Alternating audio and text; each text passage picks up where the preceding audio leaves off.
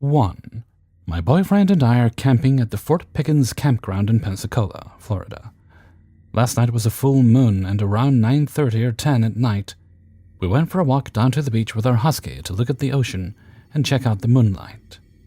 We sat there for maybe an hour and just talked about life in general, but towards the end of the conversation, we started talking about how the ocean can play tricks on you, and how the energy can be sometimes. We were swapping stories about how we've seen people who we thought might not really be people before, and understand that when you talk about things like this, it puts you in a very specific type of headspace. All night I tried to justify what happened to us as a trick of our minds and us hyping ourselves up. But we both saw the same thing at the same time, and there's absolutely no way it wasn't real. We started walking back to camp, and it was maybe a quarter mile from the beach down the little boardwalk thing to the main road. You get to the main road, you see the entrance to the campsite, and there's a small parking lot there, a stop sign, a picnic table, and a building that looks abandoned and out of business. This building is 1 story tall and doesn't have any signs out front, and I don't believe the doors and windows are shuttered, but they're definitely not accessible. Like I wouldn't even be able to press my face against the window and try to peek in there, it's that kind of boarded up. So I was sitting on this picnic table while Shane was standing and telling me a creepy story about something he saw in the ocean when he was 11 years old.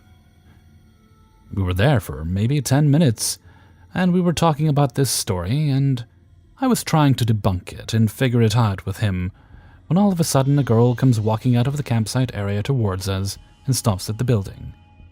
We were both thinking nothing of it, because we'd already seen 2 people walking that night, and we knew people were active because it was a full moon and wanted to make the most of the campsite. But this girl walks up to the abandoned building and looks as if she's peering into the window or trying to open the door on the right side of the building. I even almost remember her standing on her tippy toes. She obviously doesn't get in, and then she decides to walk all the way across the length of the building, right in front of us, to the left side. This is when I start to get uncomfortable because she doesn't look at us or address us, even though we're loudly standing there talking, and the way that she was walking, all I could see was like her side or back profile and a long brown ponytail. I know this doesn't make sense, but it's like, how can somebody walk from right to left in front of you and you don't see the side of their face? All I saw was her hair. It's not like she had her head turned, if that makes sense. So she rounds the corner on the left side of the building and doesn't come out. At this point I'm actually invested, and I'm grilling the locations you went to the whole time, and don't take my eyes off of it. I don't really know how to explain this, but it didn't seem like she walked back behind the building. It seemed like she was right there and was waiting for us to do or say something. There was a little ledge on the side of the building that looked maybe 3 or 4 inches wide, like a kind of gutter hanging off. And I swear on my life, it's like she went behind this little 4-inch ledge and flipped herself sideways and was frozen and just watching us. Shane has this spotlight for hunting that he uses as a flashlight, and he shined it on the little ledge area of the building that she went behind. We kept seeing something low to the ground on the side of this ledge, and it made us think that she was standing there doing something. So Shane shines his light in that direction and screamed, "Yo, what's up? Are you good?" After this, he kept his spotlight pinned where we thought she would pop out, and after a delayed 4 or 5 seconds, we finally saw her spring out of the shadow and leer forward facing right. She had her back hunched over, so she wasn't standing as tall as she normally would. I can't explain how scary it was to be sitting there watching this whole thing take place, and once we shine the flashlight, have this person's face pop out from the side of this building. It legit would have been less scary if she never came out and we circled the whole building and no one was there. Her movement was incredibly unnatural, and it was as if no human being would respond with their body language that way after having a flashlight shining on them. It's like she couldn't figure out what to do, and showed herself only because we made her. It was almost as if she was scared of getting caught for doing something wrong, not scared of us.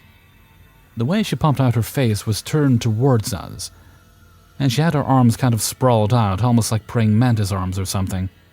I know this sounds ridiculous, and there's literally no other way to explain this. But the best thing about this part of the situation, that neither one of us figured out until we talked about it later, was that neither of us saw a face on this woman. It was just smooth skin or clay-colored, rounded, with no eyes or facial expression. I want to say that I personally almost saw divots or pits where the eyes should be, but there was nothing substantial there. We were still trying to figure out this encounter, so we weren't super quick to get scared at this point. We thought it was our minds playing tricks on us. So this is where the story starts to differentiate a little bit, so bear with me. After she pulled her body back behind the ledge, Shane turns his flashlight off when I asked him to, because I felt like it was rude. At this point, she's back behind the ledge and the light is off, and I see her extended body about 3 feet off the ground, as if she's crouching and reaching out at the same time. Like she was going to take over an exaggerated step and almost tiptoe off like a cartoon character or something. She leaned forward 1 step to the right and then pulls herself back behind the ledge and stands up straight and starts walking back to the right side of the building in front of us. Shane has his flashlight on her the whole time now, and she just says, "Oh, I just wanted to change without having to go all the way back." But it's like, all the way back where? She literally just came from the campground. She could have changed there if she was heading to the beach. Was she going to swim at 10:30 at night? It just didn't make sense why she needed to change in that specific spot. The strange part is that I specifically heard her talk about changing, and Shane heard her say something just about having to pee. I'm not sure if one or both of us misheard her, or if Shane just assumed that's what she was doing, because that's what I thought at first too. But as she walked from the left side of the building across to the right and back down the trail towards the campground, she kind of scurried away quickly, as if she was embarrassed. And the crazy thing is, I didn't see her face the entire time she did this.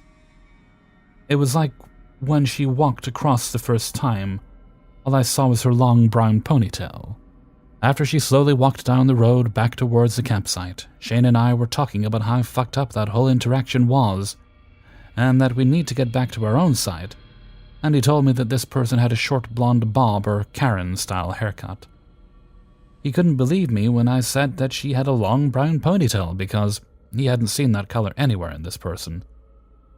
There's absolutely no way that one of us could have mistaken these 2 specific haircuts or colors for the other. As we walk back down to our campsite, we walk past a handful of good, dark trees that I, as a female, would definitely have peed or changed behind. It's like this building was so far out of the way, and I would never think to go to the distant right side of it by myself late at night in order to change my clothes.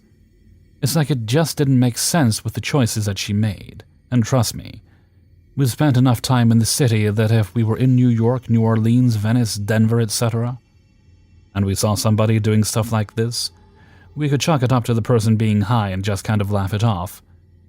But this is a random, quiet family campground where everyone is super happy and peaceful. Sure, we try to justify that maybe it was just some drunk chick being soppy and not knowing what's going on, but even that doesn't hold any weight in comparison to her body movements and that smooth face we saw staring back at us. Nothing about this person's body movements were natural. Not when she came slinking up, not when she didn't notice us sitting there.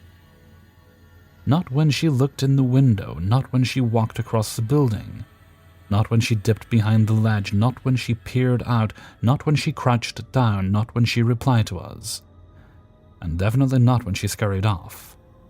This is one of those situations that had tears in my eyes and had me shook, but I was incredulous at the same time because I couldn't believe it really happened to me. It's like I almost couldn't even be scared because it already happened, and I just had to sit there and process that I really saw what I did.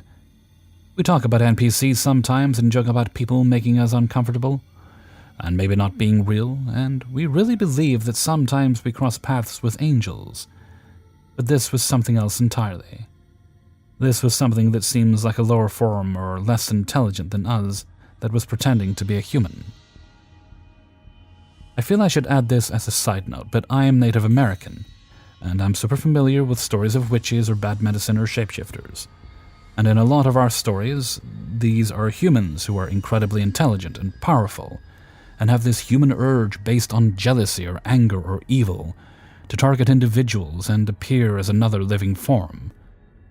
I'm telling you right now that nothing about this encounter felt like that. This didn't seem like something smarter than us. This didn't seem like an emotional intention. It didn't seem quick or cunning like it wanted something from us. This was the exact opposite of the spectrum. It seemed like it was mimicking or mocking human movements. I have no idea what its intentions were or why it was here of all places, or why it presented itself to us that night, but I guess I just have to move forward with the knowledge that this happened. Also, and we aren't too sure how much this plays into it either, but we were coming from New Orleans and were having really strange experiences there. Not so much with people per se, but with energy, definitely. I felt as if sometimes the streets would shift or change. Energy portals would develop, certain places would make us uncomfortable or cause our emotions to be super intense. The graveyard and church we ended up sleeping next to gave us constant nightmares. It made us feel like we couldn't fall asleep, and as if something was looking in our windows all night. I heard a voice in the same spot one night that foreshadowed our cat getting killed. We heard wild animalistic roars coupled with metallic banging and clanging while we were falling asleep. The wind was blowing our curtains violently around on the right side of our bus, while the left side curtains were completely untouched, while our blind husky usually sleeps all through the night was sitting up with her ears perked up, staring out the window, etc. It was all just getting too much to bear, and we felt like the city was trying to take something from us. We got out of there to go on vacation to this campsite on the beach, and aren't sure if we brought something along with us or not. We're trying to piece it together as best we can. And as a last side note, I don't know if this has anything to do with it, but it was still part of our night last night. As we were walking back down to the boardwalk towards the main road, we were stopped by an older woman who wanted to talk about our husky and ask Shane where he's from. I'm busy trying to keep the dog on the trail and kind of walked a little bit faster, and was going to keep continuing, not in a rude way, but just not really wanting to make small talk. But she kind of made me stop and turn around, and she asked me where I was from too, and I told her New York. We made small talk about van lifing and whatnot, and she asked our names, and when I said Naomi, she said, "Oh, my grandson's name is Gnome." That's the male version of Naomi. And I told her that was really beautiful, I've never heard of that before. And she told us her name was Pat, and I was like, well, that's wild. My mom's name's Patricia. And she said, well, you guys can call me Pat or Patricia, and maybe I can come over and check out your bus tomorrow. It looks like you did a really beautiful job. We exchanged pleasantries and wished each other a good night. When Shane and I got to the picnic table, we were just kind of spacing out and talking about how interesting of an interaction that is, that she had the same name as my mom and I had the same name as her grandson, and how it was this really beautiful but random coincidence, and that maybe it wasn't so random after all. Pat had already walked back to the campground before the woman came by. 2. The past few months I was working at a haunted house for the Halloween season. The special thing about this haunt is that it's built in an old abandoned movie theater from the 1950s. There were 2 known deaths in the theater, one while it was operating and the other being a scare actor who sadly had a heart attack in the men's room. It's very possible that residual hauntings from an old sanitarium across the street and unmarked graves that the property was built on. I know everyone who's worked here has had some sort of paranormal experience, including myself, so I'm here to tell my experiences. First one was actually my first day helping set stuff up before season.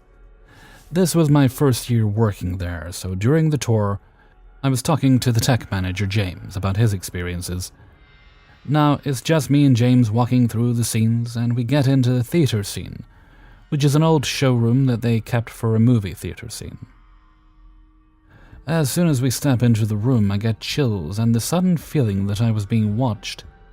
Then James goes, "So this is one of the most spiritual parts of the building." That same day, I was in the projector room with James and 2 other actors when we started hearing clicks and knocking. Aside from the usual knocks and noises, my next experience wasn't until opening week, when I was helping and went to use the bathroom. I'm doing my business when I hear the toilet flapper being jiggled in the stall next to me.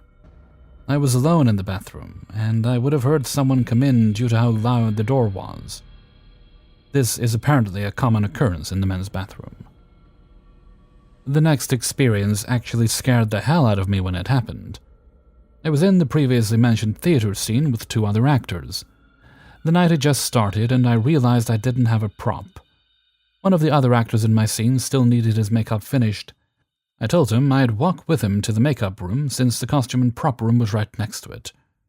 Our scene leader, Ted, gave us the go-ahead, so we left. I walked back alone, and when I walked into the theater, I realized that Ted wasn't there. He's also a Q-line actor, so I knew he wouldn't be gone for too long. Now, I hate being in the theater alone. It's eerie, and even if I don't feel like I'm in danger or anything, it's still freaky. So I'm sitting in one of the theater seats and waiting for the next group when I see a figure walk into the room from the scene after. I just didn't see a figure either. I could hear the footsteps leading into the room, so assuming it was my scene leader, I went, "Hey, Ted." No answer. I say his name again and nothing. There was no one in the room with me at all. My scene leader actually came back about 10 minutes after this. This was by far the creepiest experience. There have also been countless times when I'm literally sweating off my makeup from running around my scenes, and suddenly I'm so cold that I'm shivering and get goosebumps. Keep in mind it's an old building with no AC or heating. 3. So I've always believed in the supernatural. I always found it very interesting. I didn't really think I would experience any paranormal experiences, as my parents were Christians and would always take me to church, so I thought that I would be protected by God from the supernatural. That's until I experienced my first encounter. I was very young, but the memory is very vivid to me. My dad had to go to work that night, so it was only my mum and brother and me at home. Everything was normal until I went to bed. I, as a child, had many sleep problems, some that I still deal with to this day. I'm also a light sleeper, so the smallest sounds would wake me up, and it would take me ages to get back to sleep. Something I would do a lot is putting the blanket over my head, and for no reason, it would help me sleep better. I also still slept with my parents at this time, because they didn't want me suffocating from the blanket when I fell asleep. I didn't know what time it was, but I felt someone pulling the blanket off my head. I opened my eyes and saw some shoes in front of me. I was about to look up and see who it was, but then someone spoke to me and told me not to turn around the other way. When I turned, I faced the mirror that is to my parents' wardrobe. I remember seeing someone standing behind me on my bed. He was dressed very formally. I couldn't see his face, and in the moment, I didn't really question why he was there, as I was half asleep. I don't remember how long we talked for, but he talked to me until I fell asleep. I remember falling asleep to him just slowly patting my head and telling me that he is always here when I fall asleep. I woke up the next morning and told my mum about what happened, and since my mum is of deep faith, she just chalked it up to me being half asleep and making things up, but eventually she took me to the priest to be blessed. She thought the devil is possessing me and stuff. My brother experienced meeting the same person, but he was more hostile to my brother. My brother, as he got older, just said that he was a kid and he was just probably bored and relating strange things that he saw to the things that he just watched. I've told many people, but they don't believe. And some say they do, but I know they don't. I still see him around the house, but he's not as present anymore. He becomes more known when I'm sad or upset or just feeling negative. I can feel him next to me when I'm sitting, or just around me when I'm alone, and I find comfort in that he was the only one there for me.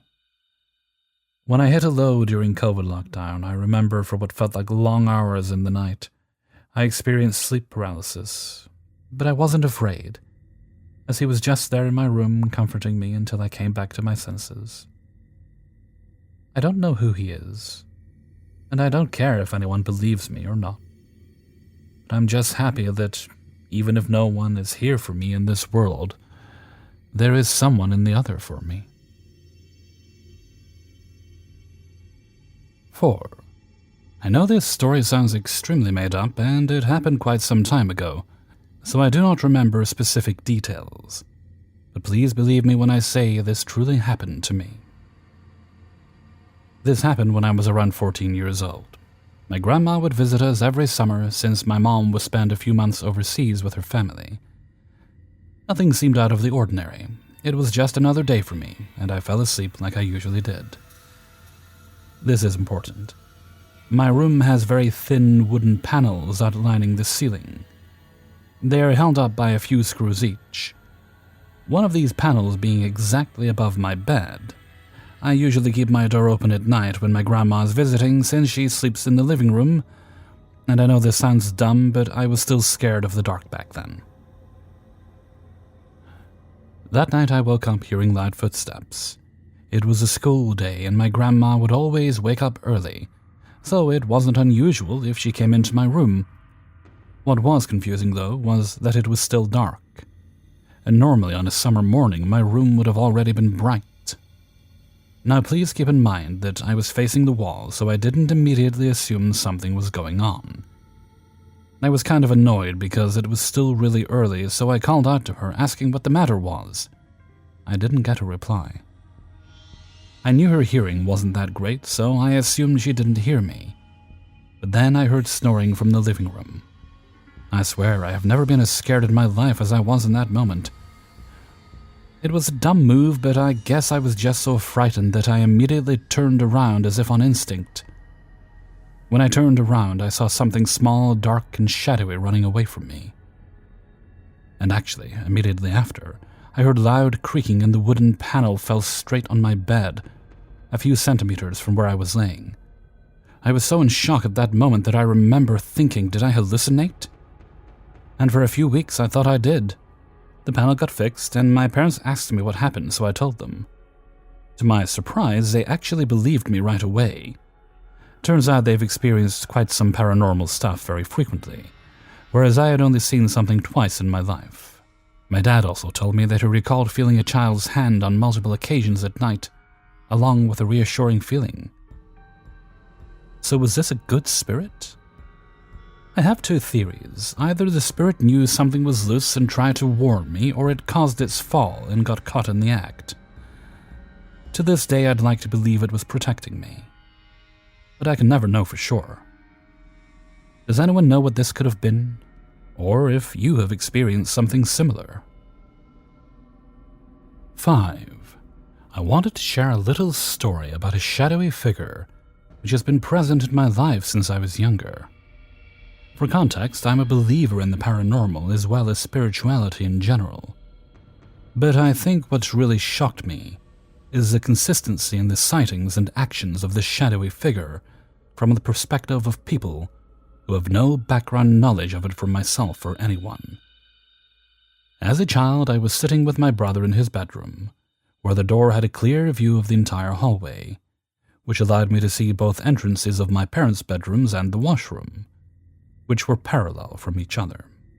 I remember the sun was setting, and due to forest fires, the entire hallway was brightly lit in a deep red color, which felt eerie, but not a big deal, and didn't think much of it.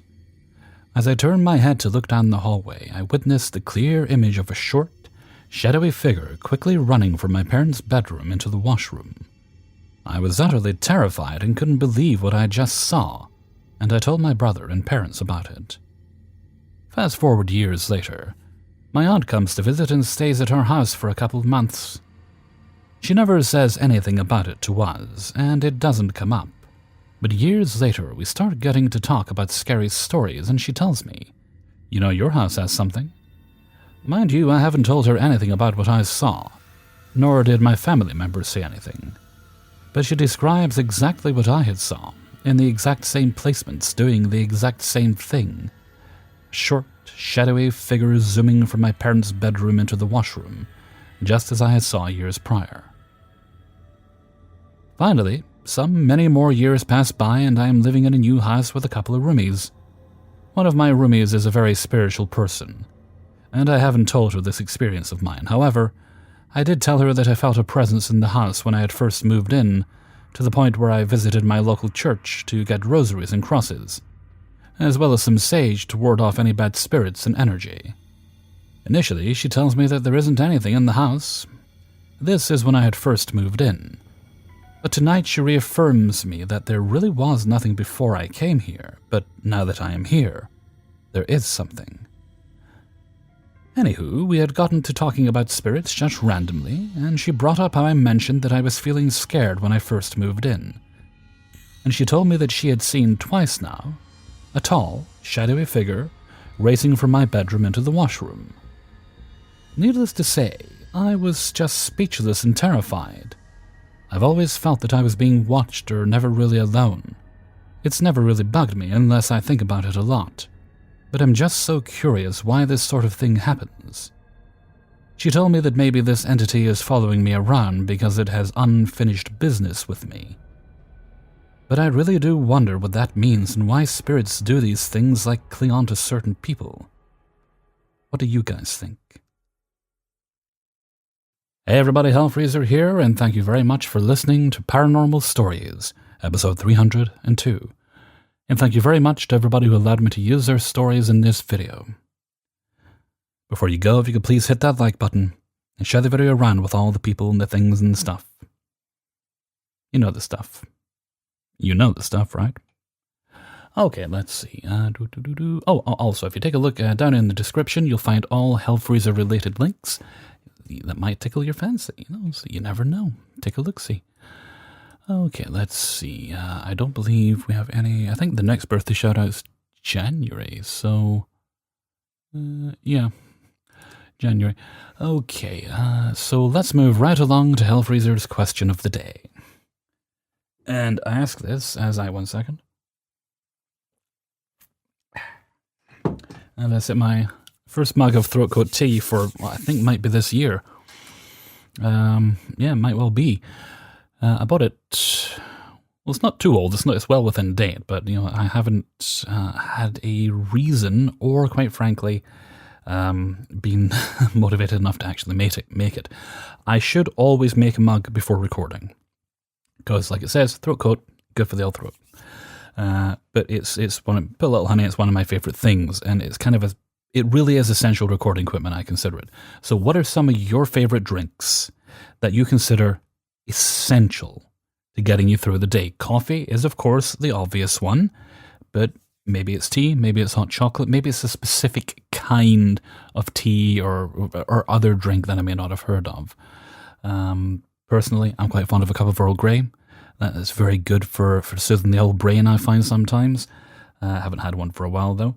And as I mentioned, the one I'm drinking right now, really good for work.